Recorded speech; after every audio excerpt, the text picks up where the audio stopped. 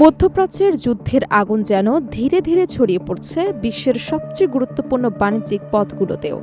বিশ্ব অর্থনীতির অন্যতম লাইফলাইন সুয়েজ খাল, যে পথ দিয়ে প্রতিদিন হাজার হাজার কোটি ডলারের পণ্য এবং জ্বালানি বিশ্বের বিভিন্ন দেশে পৌঁছে যায়, এবার সেই নৌপথও নতুন শঙ্কার মুখে।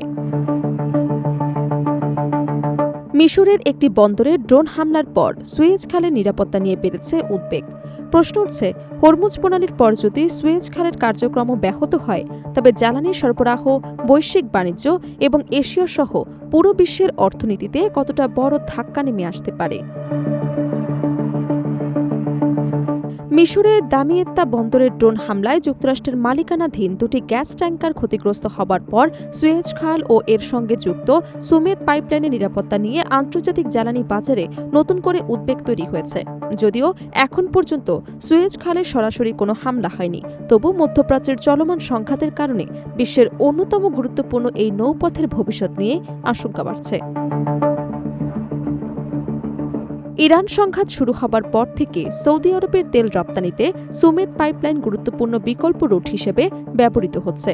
লোহিত সাগর থেকে শুরু করে মিশরের ভেতর দিয়ে এই পাইপলাইন ভূমধ্য সাগরের সিদিকেরির বন্দরে পৌঁছেছে। হরমুজ প্রণালী এবং বাব আল মান্দেব প্রণালীতে নিরাপত্তার ঝুঁকি বাড়ায়। সাম্প্রতিক সময়ে এই রুটের গুরুত্ব আরও বেড়েছে। ইরান সমর্থিত ইয়েমেনের হুতি বিদ্রোহীরা দীর্ঘদিন ধরেই হরমুজ এবং বাব আল মান্দেব প্রণালী দিয়ে চলাচলকারী জাহাজ লক্ষ্য করে হামলা চালিয়ে আসছে। ফলে সৌদি আরবের অনেক তেলবাহী ট্যাঙ্কার নিরাপদ বিকল্প হিসেবে সুয়েজ খাল এবং সুমেদ পাইপলাইনের ওপর নির্ভর করতে শুরু করে। কিন্তু মিশরের বন্দরে সাম্প্রতিক ড্রোন হামলার পর সেই নিরাপদ বিকল্প নিয়েও অনিশ্চয়তা তৈরি হয়েছে। জ্বালানি গবেষণা প্রতিষ্ঠান এমএসটি মার্কুই এর বিশ্লেষক সল কাভানিক সতর্ক করে বলেছেন, হরমুজ এরিয়ে লোহিত সাগর হয়ে সুয়েজের বিকল্প পথ ঝুঁকিতে পড়লে প্রতিদিন প্রায় ৫০ লাখ ব্যারেল তেল সরবরাহ ব্যাহত হতে পারে। এতে বিশ্ব বাজারে জ্বালানির দাম এবং পরিবহন ব্যয় উল্লেখযোগ্যভাবে বেড়ে যাওয়ার আশঙ্কা রয়েছে। চলমান যুদ্ধের কারণে পারস্য উপসাগরের হরমুজ প্রণালী দিয়ে প্রায় কোনো ট্যাঙ্কারই চলাচল করছে না। ফলে সৌদি আরব তাদের অধিকাংশ তেল ইয়ানুবুদ বন্দর দিয়ে লোহিত সাগরের পথে পাঠাতে শুরু করেছে। কিন্তু হুতিদের নতুন হুমকি এবং হামলার কারণে বাব আল মান্দেব প্রণালীও এখন অনেক জাহাজ এড়িয়ে চলছে। ফলে আফ্রিকা মহাদেশ ঘুরে দীর্ঘ সমুদ্রপথ ব্যবহার করতে হচ্ছে, যা সময় এবং ব্যয় দুই বাড়িয়ে দিচ্ছে। বাজার বিশ্লেষণ প্রতিষ্ঠান কেপলারের তথ্য অনুযায়ী লোহিত সাগর হয়ে সুয়েজমুখী সৌদি তেলবাহী জাহাজের সংখ্যা দ্রুত বাড়ছে। অন্যদিকে এশিয়ার দিকে দক্ষিণমুখী তেল পরিবহন উল্লেখযোগ্যভাবে কমে গেছে। জুন মাসে ইয়ানুবু বন্দর থেকে পাঠানো তেলের ৮১% দক্ষিণে গেলেও জুলাই তা নেমে এসেছে মাত্র ৪৩%। কিছু জাহাজ বিশেষ অনুমতি নিয়ে চলাচল করলেও অনেক ট্যাঙ্কার এখন বিকল্প পথ বেছে নিচ্ছে।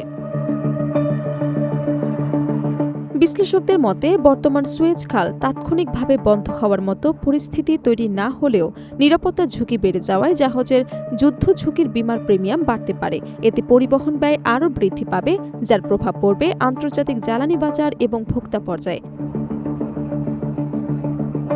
বিশ্লেষকরা আরও বলছেন, যদি সুয়েজ খালের কার্যক্রম কোনো কারণে ব্যাহত হয়, তাহলে সবচেয়ে বড় চাপ পড়বে এশিয়ার দেশগুলোর ওপর। কারণ মধ্যপ্রাচ্যের তেলের একটি বড় অংশ এশিয়ার পরিশোধনাগারগুলোতে পৌঁছায় এই রুট ব্যবহার করে। এদিকে বিশ্বের বৃহৎ তেলবাহী জাহাজগুলোর অনেকগুলোই পূর্ণ বোঝাই অবস্থায় সুয়েজ খাল অতিক্রম করতে পারে না। ফলে সুমেদ পাইপলাইনের মাধ্যমে কিছু তেল খালাস করে পরে আবার ভূমধ্য সাগরে তা জাহাজে তোলা হয়। এই জটিল প্রক্রিয়াও সংকটের সময় সরবরাহ ব্যবস্থাকে আরও ধীর করে দিতে পারে। বিশেষজ্ঞদের মতে হরমুজ, বাব আল মান্দেব এবং সুয়েজ এই তিনটি কৌশলগত পথে যদি দীর্ঘমেয়াদী অনিশ্চয়তা তৈরি হয়, তবে শুধু জ্বালানি নয়, বৈশ্বিক সরবরাহ ব্যবস্থা, পণ্যের মূল্য, পরিবহন ব্যয় এবং মূল্যস্ফীতির ওপরও বড় ধরনের প্রভাব পড়তে পারে। ফলে মধ্যপ্রাচ্যের যুদ্ধ এখন আর শুধু আঞ্চলিক সংকট নয়, এটি ধীরে ধীরে বিশ্ব অর্থনীতির জন্য একটি বড় ঝুঁকিতে পরিণত হচ্ছে।